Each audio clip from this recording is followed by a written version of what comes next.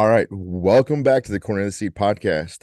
Here, where we're going to dig into the latest strategies that boost your yields and really just keep your fields thriving.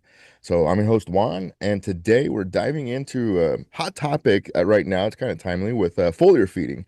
We're going to explore how it's used for nutrient delivery, how it can tie into disease control, and even pest management. Right. So, joining me is Craig Allaman, and he is our lead agronomist and who, as you guys know, has been around the block a time or two. So, Craig, thanks for being here. How you doing? Hey, glad to be here, Juan. So let's just jump right in here and let's start with the basics. Um, let's talk about foliar feeding and when we say foliar feeding, what are we specifically referring to? Well, you think of feeding, that would be nutrients, delivering nutrients to the plant, or when you feed, you're eating to get nutrients. So same thing here on foliar. Obviously, we're coming in over the top and spraying that directly on, the leaf surface, or whether it's a corn or soybean plant in this case. It could be alfalfa too in our part of the woods, but for the most part, we're probably talking about spraying on micronutrients. So macronutrients like nitrogen, phosphorus, potassium, we'll put some of those on and they may help to some extent, but you know the reason we call those macronutrients, it's not that they're the most important nutrients that the plant needs, it's that they we use a massive amount of those three nutrients in corn and soybean production. So the plant needs a bunch more, and we could never provide the amount of NP and K that a plant needs through foliar feeding, because we can only get so much, spraying out there through a ground rig or an airplane, and the plant can only take up so much of that as well. So, for the most part, we're dealing with micronutrients, and micronutrients are considered micro because the plant needs, pretty small amounts of those different nutrients. So we're talking about things like sulfur and boron and zinc and calcium, different things like that. So some of those we can affect pretty decently with a foliar application. And, then it kind of gets down to the timing, when do we put it on, rates, and which micros that we use. And of course, we can mix them together and use a package of micros. Um, but to get down to that level, to make that decision, we really need to know what our soil tests are. So how much of these nutrients is our soil providing to that plant? Um, and then also what time of the year do we want to put that on? When is the plant in need of that micronutrient the most? Or when is that plant likely to be deficient of that micronutrient the most, possibly? So those are some of the considerations that we use when we talk about foliar feeding. It's okay. So it's like you said, it's around nutrition, right? And it's in the name and feeding. So sounds like timing is key, and I'm sure you're gonna say it's gonna tie into make sure you're out there scouting. I didn't anticipate you saying about actually maybe even sampling and knowing what you're deficient in. How do farmers know when to pull the trigger? So a lot of those decisions are made based on, studies that different companies or universities have done, showing when the best bang for your buck is. Is that early on in the growing season? Let's say that V5, V6 stage on corn, when it's determining the number of rows around that it's going to put on the ear. Is it the when it's first getting into that reproductive stage? So, with corn, that's the tasseling time frame, soaking time frame, or with soybeans, it could be the R1 when we start flowering, but more importantly with soybeans, it's R3. When we have pods established on that plant and are really getting into the grain fill period. So, there's been plenty of studies that have been done to indicate what's your best time depending on the crop, and also, you know, potentially which nutrients are going to give you the most bang for your buck based on which crop.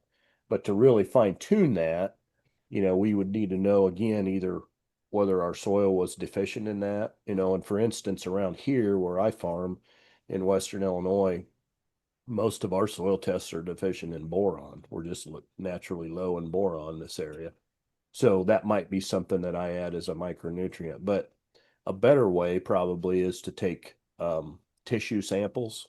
So I just send some tissue samples in relation to our biological studies that we're doing with the Tune Up Plus pail. And I sent those in at the V6 stage for soybeans and V8 stage for corn. I'm thinking about this, and you're saying, all right, a guy can go through tissue sample. You may already have a relationship with someone. You already know probably how long it takes to get it back.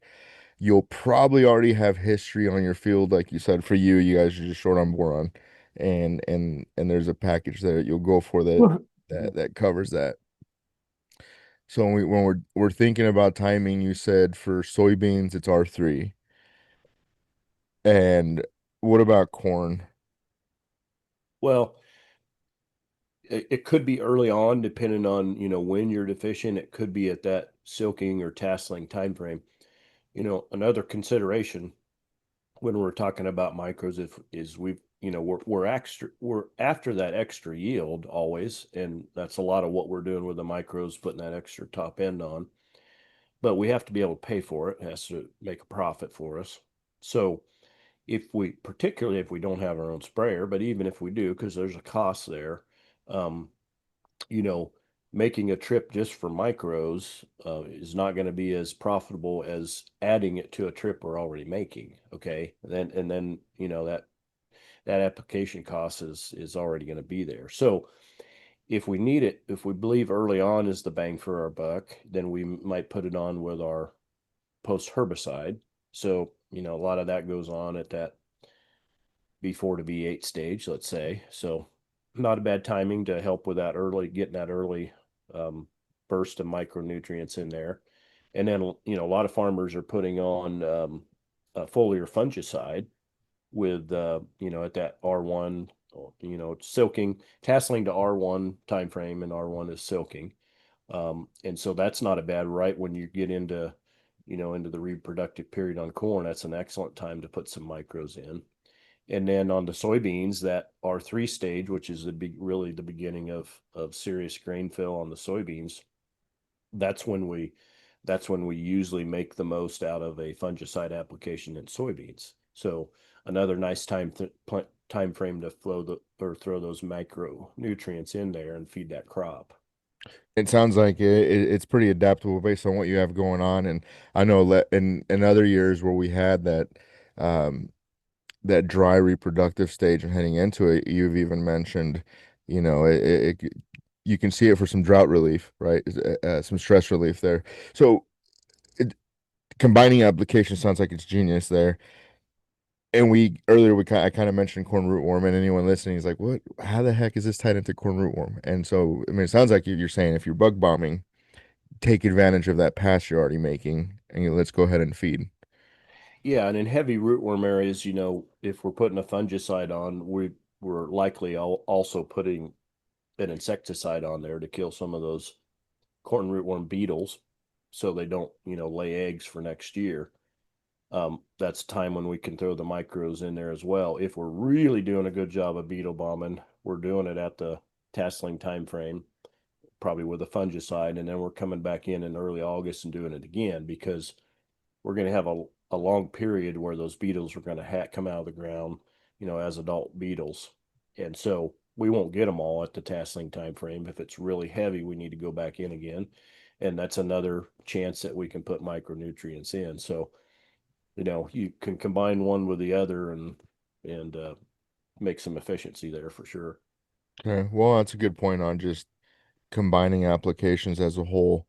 Um, and I realize, we're not a chem company, and I'm asking you these questions from the perspective of one, your experience, what you've done, and then, um, it, it, is there any combinations that you've said, hey, if I'm going to caution you, I've ran into this before. If you are combining applications, you're going to want to make sure you think about XYZ. You have any thoughts on that? Well, you're you would get the recommendations of your retailer would be the best thing to do, because this is their bailiwick. This is what they deal in, and just make sure that you're not putting something together that's going to make it too hot, on the plant. I mean, we could get some leaf burn with some of these foliar um, combinations, and we don't want too much of that. With the fungicide, the foliar fungicide, we're careful with with the adjuvants that we use if we go in too early. You could get the arrested ear syndrome, things like that we got early on when we were experimenting with foliar fungicides. So yeah, you definitely want to, be cautious of mixing the right things in that situation. You know, we know with anything that we do in excess or a lot or often, we've got resistance that we can build up, right? Whether it's overusing a trait that gets overpowered, right, or even just weed pressure and issues that we already know. Has there been any talk on resistance as it relates to fungi or pests that folks need to stay aware of, or is that just internet fluff? Well, it's definitely always something that we're concerned about. And we try to rotate different modes of action, different active ingredients, So with our fungicides, would be a good idea not to use the same thing year in and year out. I've had really good luck with Veltima. I really like that as a fungicide, but I will rotate away from that into something similar, but a different active ingredient. So, there's less chance for that to build up, that natural resistance. No different than, we've done forever with herbicides. We try not to rely on the same one year after year because just through natural selection, if we get a pest, whether it's a weed or a insect that is naturally, excuse me, resistant to whatever it may be, if we don't kill them, they're just going to reproduce that much faster. So we switch to something different. Even if we have something that's resistant, we kill it before that population can build up. That's the strategy. So Um, it sounds like, if I'm kind of just recapping all this, I mean, straightforward, it's in the name. You're feeding your crop, with your macros and your micros, and really kind of what we're calling out is those combo applications. There's a lot of times whenever you can go through, and like you said, it can be with the post herbicide, or bug bombing or whatever it might be. There's a chance if you're already making that pass, let's maximize it. As as I think about all that, would you say that it seems like scouting is just it all to me, all of it comes back to scouting, to get a good eye, lay of the land, and determine if you're going to do those things. Is there any other final advice that you can think of that if you were to recap this on a short elevator ride? I think it's pretty straightforward. What would be those things that you would say, just keep this on the top of your mind if you're making this decision? well, yeah, I would say know what you're trying to do. And by that I mean what you think you're either short of or is going to give you a bang for your buck with micronutrients. And we would do that through first soil tests to see what you're deficient in. And then secondly, then is to do some tissue testing, which that's really easy to do. Just get on like a Midwest Labs site or any of the other labs, maybe one that's closer to you. And it's easy to get an account and fill out the forms that you need to send in, and they give you instructions on what you need to do. There's nothing hard about it. It really gives you a good picture of, hey, am I deficient in some of these key micronutrients? And then those are the ones that you attack. And then thirdly, probably most importantly, is make sure that you're doing testing, on your own acre. So make sure you leave check strips, or maybe you split a field if you've got the ability with a field view or something like that. Maybe you just do, every other pass, something that you can really get some good data off of. There's if we throw something, if we spend money on something and we put it out there on our crop and we don't test it, you know, we're human beings. We're always going to think, well, that paid. I know it paid. Well, you might have or might not have. You're not going to know until you test it. So make sure that we're always doing that. Studies that we use as indicators, university studies or whatever they are, sometimes they're pretty small. So when we get them on a field scale, they may not act the same way. And, their field conditions are not your field conditions. So there's going to be differences on really high fertility soils, in certain areas, and the lower fertility soils are, maybe going to be a bigger bang for your buck. So you really need to be testing on your own farming operation, and then where you have differences in your operation, very different fields or soil types and things like that. It's also good to test those different environments as well. Mm. Well, I appreciate you covering that because that is a fleeting thought I had earlier. As I figured whether it's low organic soils or something like that might be more prone to it. So if you've got a lot of acres you're covering, you know your soil types, you're probably going to want to, you know, I guess sample those two differently, right? If you've got variable soils, it's not a blanket statement for all of it, right? Yeah, that's right. And when I did my tissue sampling last week, I made sure that I looked at my soil tests, and I tried to pick an area in the field that was optimal on as many nutrients as I could find, which is difficult, definitely. But I picked those areas out on purpose to see how the biologicals were doing in an optimal environment with the soil not deficient, and then I picked the opposite of that, which is areas that were low in everything I could possibly find on the soil test, and then see if those biologicals were under those environments where there wasn't as many nutrients there, if they could still bring more into the plant. That's what I was trying to get to. So it's the same thing here. You're gonna have to treat the different fields differently. It's been a unique year this year, right? And the last few years that I've really been paying attention to the weather and hearing you talk, I feels like that, the first 7 years that I've been listening to you, it's been Mother's Day freeze. And then for like the last two or three, that hasn't really been the case, but there's been other little challenges. And so now for me, the new one this year has been that cold, wet start for some folks or some parts of the states. Uh, I can only imagine that's a different experience on the foliar feeding when it goes into this. I mean, if you've had a real cold, wet start, is there other priorities that people are doing at this point in time? Yeah, because you can have nutrient deficiencies and not really have soil deficiencies. You're just not getting it into the plant. So anytime I see a nutrient deficiency on the foliar part of the plant, I'm going to dig that up and see what's going on with the roots, because a lot of times we have a root issue. That could be, a couple years ago when we had that 6 weeks of super drought in the early part of the season, so last half of May and most of June. We were just dry down there where the roots normally should have been taking nutrients up. So we would have seen deficiencies because of that. This year is because of the cooler conditions. The roots don't grow the best under cooler conditions either.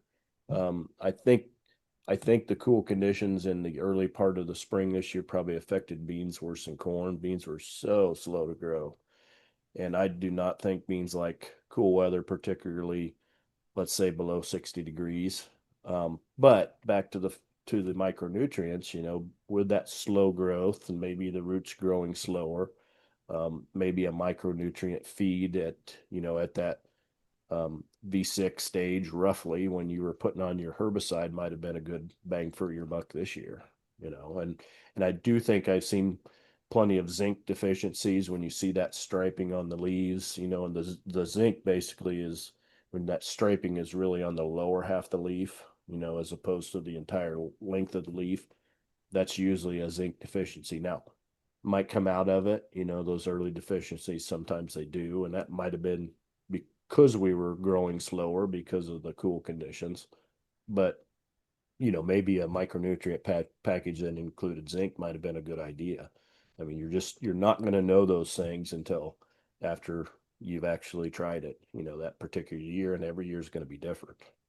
Okay, man, So it's a this this industry. I don't want to call it a game because it's not a game, but it is not for the weak. I tell you what, it's high risk, high reward. And there's lots of things that can keep you up at night, and that's why I enjoy having these conversations with you, is because you've got nearly 85 years of experience under your belt, and how many years of experience? is it 85? 35? I thought you Huh? said 85. Oh, good. No, no, you're not a day past 44. Yeah, I'm a pretty healthy looking 105-year-old if that's No, it's just, it is. It's everyone knows their operation. Everyone's lived, different lives and has seen different stuff, or has talked around the shop as to some mistakes they've made. So that's our goal here is to sit here and give you our perspective, Craig's experience on what we're seeing. And it isn't just, what he's lived, but you have to take into account that you're going across the Midwest, seeing a lot of different soils, a lot of different growers, a lot of different operations, right? Yeah, and you know, agriculture, you really you're trying to do what the averages tell you to do, but averages are made up of highs and lows always, so whether it's planting date, planting depth, planting population, which micronutrients, it's gonna depend on the year and the weather that we have that year. That is what determines what is actually the best that year.